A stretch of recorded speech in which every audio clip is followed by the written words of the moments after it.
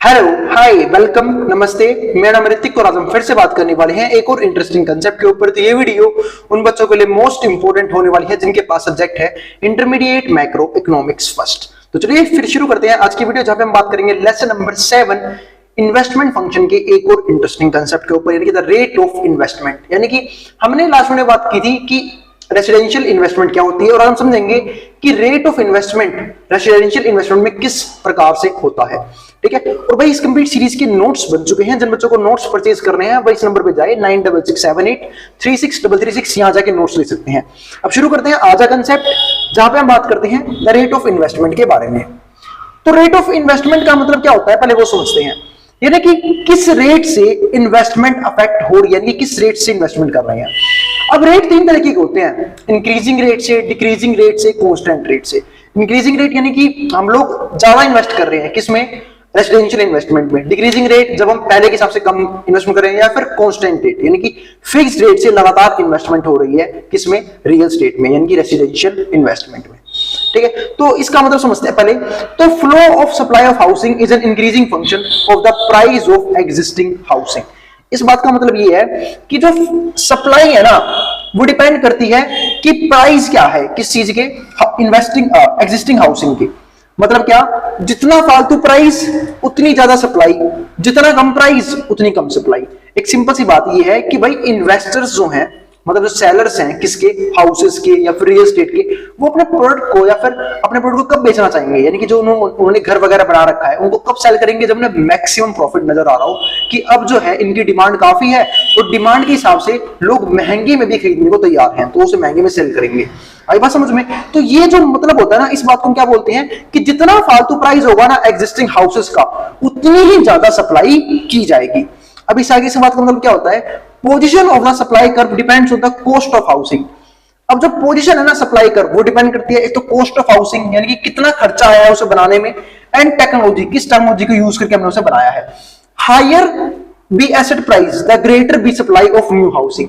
जितना higher price होगा ना उतनी ही ज्यादा सप्लाई की जाएगी नए हाउसेस की, and then need a larger investment, और इन्वेस्टमेंट भी क्या होगी फिर, लार्जर होगी।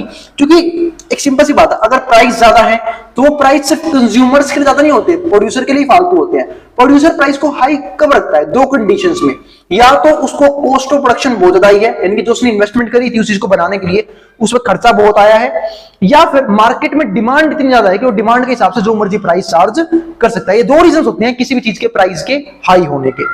अब इसके बाद क्या आता है, and there need larger investment, तो लार्जर इन्वेस्टमेंट भी करनी पड़ेगी। इसके बाद दो पॉइंट लिखे हैं, देखते हैं। पहला, suppose rate of interest rises, suppose को रेट ऑफ इंटरेस्ट राइज कर गई है तो कॉस्ट ऑफ बोरोइंग क्या होती है, इंक्रीज करती है। ठीक है, तो कॉस्ट ऑफ बोरोइंग क्या होती है, इंक्रीज होती है। एक सिंपल सी बात है कि इंटरेस्ट से ज्यादा है तो लोगों को मुश्किल होगा पैसा लोन पे लेना, और जब मुश्किल होगा तो डिमांड कम करेंगे, and then the demand for housing decrease करती है। अब दूसरा पॉइंट हमारे पास क्या है, the rate of investment will also fall, जो रेट ऑफ इन्वेस्टमेंट है वो भी फॉल करती है इफ मोर्गेज रेट इंक्रीजेस। अगर मोर्गेज रेट क्या हो गया, इंक्रीज करने लग गया है, then availing loan for housing will be difficult, तो फिर से लोन लेना क्या हो जाएगा, मुश्किल हो जाएगा। और जब लोन लेना मुश्किल हो जाएगा तो जो डिमांड है वो फिर से क्या हो जाएगी, कम हो जाएगी। अब इसके बाद क्या आता है हमारा, इन लॉन्ग रन, यानी कि लॉन्ग रन में क्या फर्क पड़ता है। शॉर्ट टर्म में हम सबने देखा था कि शॉर्ट टर्म में सप्लाई में कोई खास चेंज नहीं आता, यानी कि कांस्टेंट रेट से जो सप्लाई पहले से हो रही थी उसी रेट से सप्लाई होता रहता है। लेकिन लॉन्ग रन में क्या चेंज आते हैं वो समझते हैं हम। तो हमने यहाँ पे क्या देखा, production of new housing will be add to existing stock of housing, the total supply of existing housing will increase. इस बात का मतलब ये है कि अगर कभी भी हम स्टॉक ऑफ हाउसिंग, यानी कि जो हमने बनाया हुआ है पहले से हाउसिंग कर रखी है, यानी कि जो पहले ही हमारे पास स्टॉक्स हैं किसके, घरों के, अगर हम उसमें बढ़ाते हैं क्या, नंबर ऑफ हाउसेस बढ़ाते हैं अब अकॉर्डिंग टू डिमांड, तो उस तरीके से सप्लाई कर रहा है वो क्या हो जाएगा, अपवर्ड शिफ्ट कर जाएगा। The total supply existing housing will increase, the stock supply, जो एसएस है हमारा मतलब stock supply of existing housing will increase, SS stock supply curve will shift rightward, तो राइटवर्ड शिफ्ट कर जाएगा। The equilibrium price of housing falls, तो जो equilibrium price है ना हाउसिंग का क्या होगा, वो फॉल करेगा, यानी कि सप्लाई के बढ़ने की वजह से जो प्राइस है वो क्या हो जाएगा, कम हो जाएगा। क्योंकि हम जानते हैं जब डिमांड ज्यादा होती है सप्लाई कम हो जाती तो प्राइस बढ़ते हैं, सप्लाई फालतू है डिमांड के हिसाब से तो क्या हो जाएगा, प्राइस कम हो जाएंगे, इक्विलिब्रियम प्राइस फॉल कर जाते हैं इस केस में। In long run to keep stock of housing constant, अगर हमें स्टॉक ऑफ हाउसिंग को कांस्टेंट रखना है, gross investment is needed to be equal to depreciation. तो जो ग्रॉस इन्वेस्टमेंट है ना, इस बात का मतलब ये है कि इन्वेस्टमेंट उतनी ही करो जितने से डेप्रिसिएशन कवर हो।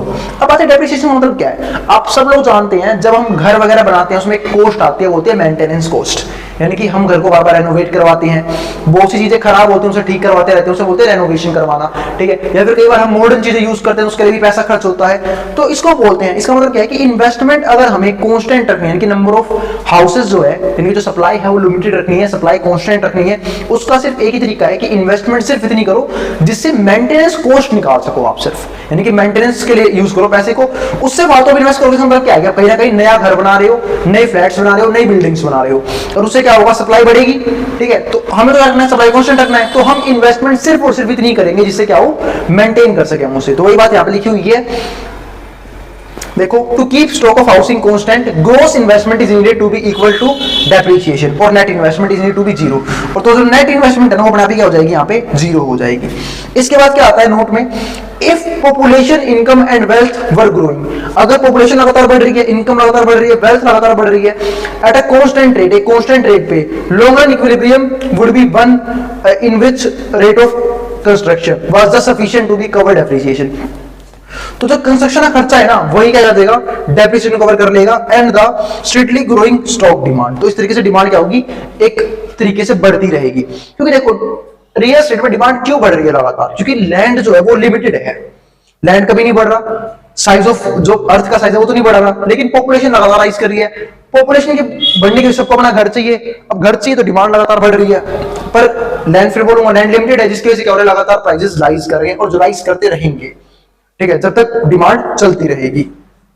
इसके बाद क्या आता है हमारा एक्सपेक्टेड प्राइस, क्या मतलब क्या होता है, देखो यहाँ पे जो प्रोड्यूसर होता है ना वो एक्सपेक्टेड प्राइस को लेके चलते हैं कि फ्यूचर में प्राइस क्या होने वाला है। क्योंकि देखो अगर मान लो आज लोगों के पास पैसा फालतू आ गया, लोगों ने आज डिमांड बढ़ा दी, क्या लोगों ने आज डिमांड बढ़ा दी कि आज ही घर बन जाएंगे, क्या घर बनने में टाइम लगता है ना, कुछ महीने कुछ साल लगते हैं बिल्डिंग्स बनने में, फ्लैट्स बनने में, एक दिन में तो घर बनता नहीं है। तो वो लोग एक्सपेक्टेड प्राइस के हिसाब से काम करते हैं। अगर उन्हें लगता है कि फ्यूचर में सडनली डिमांड काफी तेजी से आने वाली है तो उस अकॉर्डिंग वो लोग पहले से ही तैयार रहते हैं, क्या कि वो फटाफट बिल्डिंग्स बनाते हैं, फटाफट फ्लैट्स बनाते हैं, उन्हें पता है फ्यूचर में डिमांड आने वाली है ताकि उस डिमांड को फुलफिल कर पाए।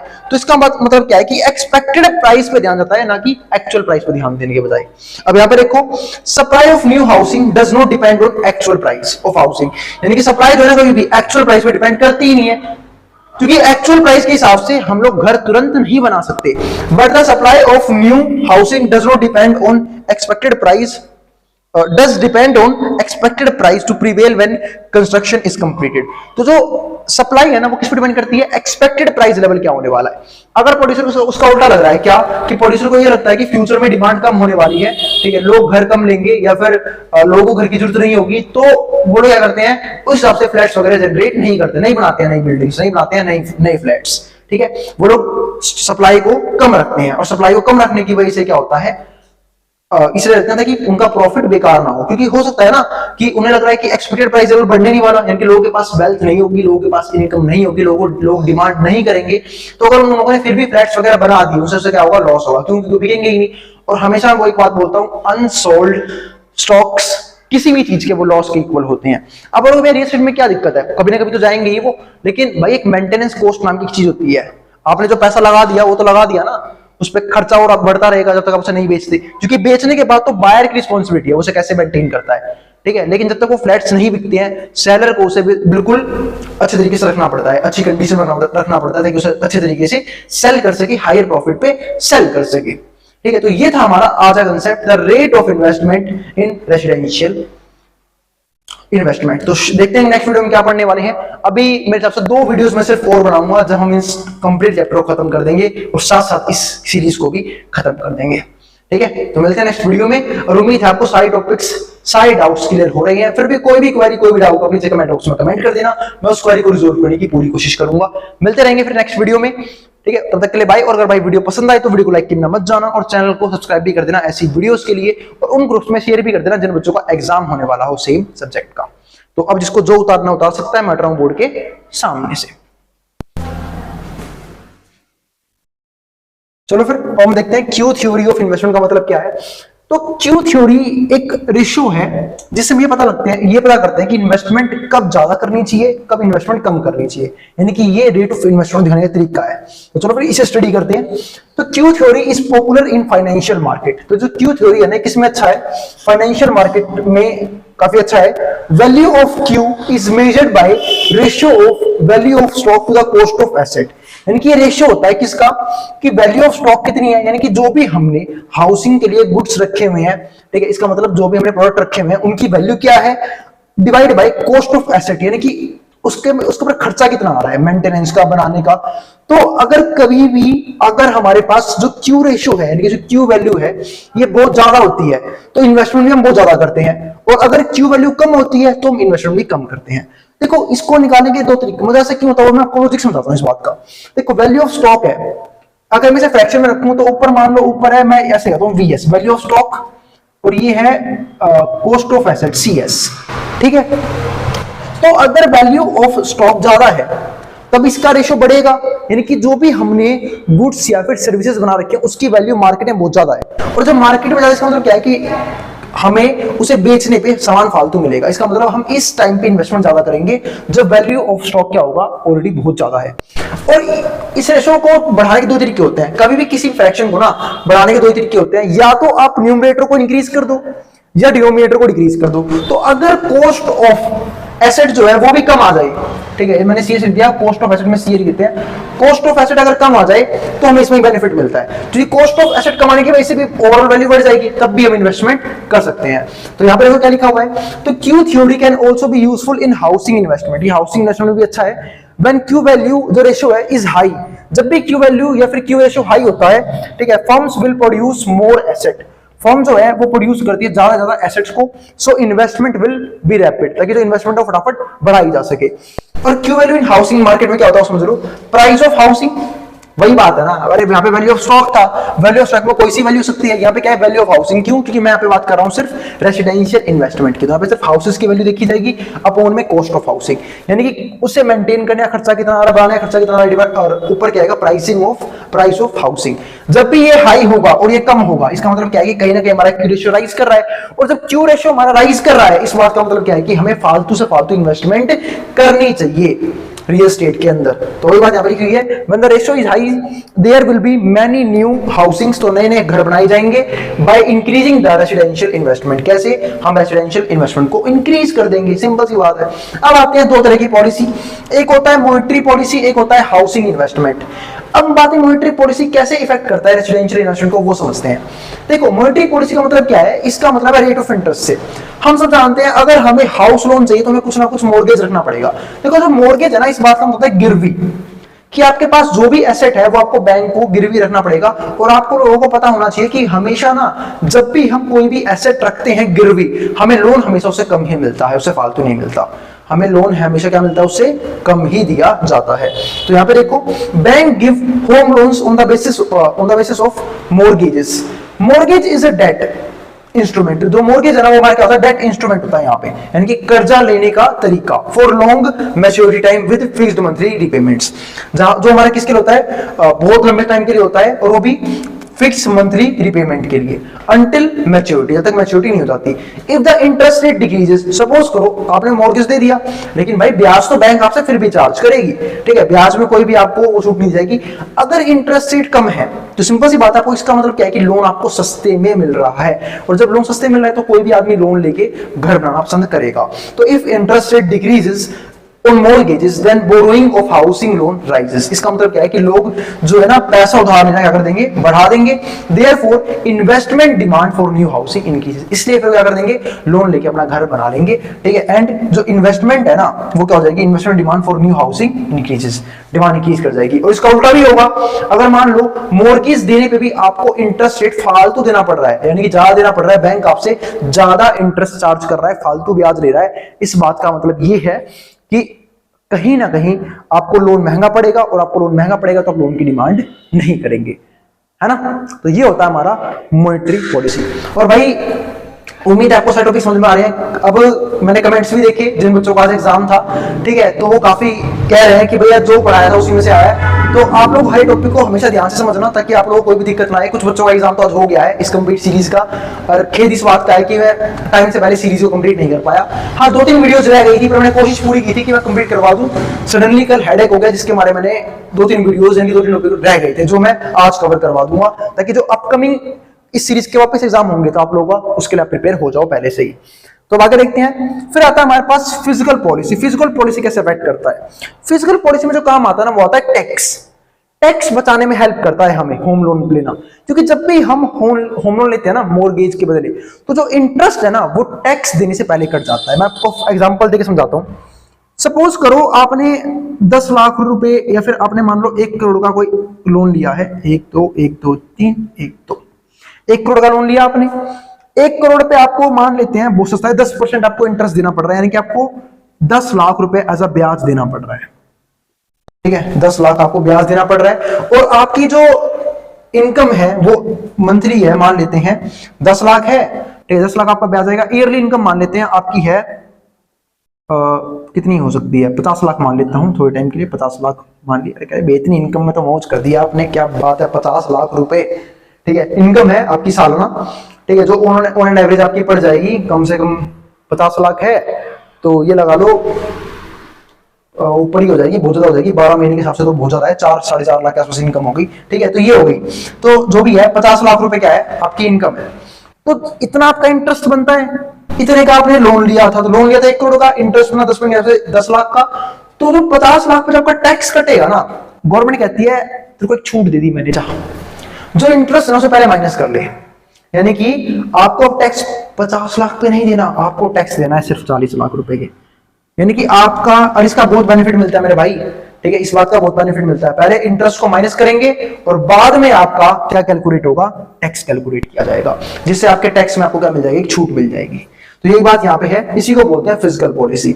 Home buyers can avail tax advantage. Home buyers जो है ना टैक्स एडवांटेज ले सकते हैं on their home loan. Home loan के ऊपर amount of interest paid on a home loan can be deducted. तो जो अमाउंट है ना, अमाउंट किसी का amount of interest paid on a home loan can be deducted from total income. इसको हम पहले माइनस करते हैं टोटल इनकम में से of home buyers before paying income tax, income tax pay करने से पहले। So an introduction of tax benefit, इससे क्या टैक्स बेनिफिट मिलता है on home loans can be encourage people. और ये पीपल क्या करता है, इंकरेज करता है कि भाई लोग घर लेना पसंद करें, ताकि घर ले लोन पे। Encourage on home loans can encourage people to buy new homes, और इस तरीके से लोग अपना घर खरीदने के लिए सोचते हैं। Demand for new housing will rise resulting a rise in residential investment, और इस तरीके से इन्वेस्टमेंट भी क्या करती है, राइज कर जाती है।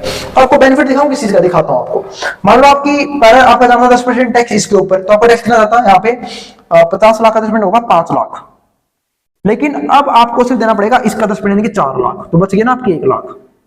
तो ये बेनिफिट होता है, टैक्स एडवांटेज बोलते हैं इसे।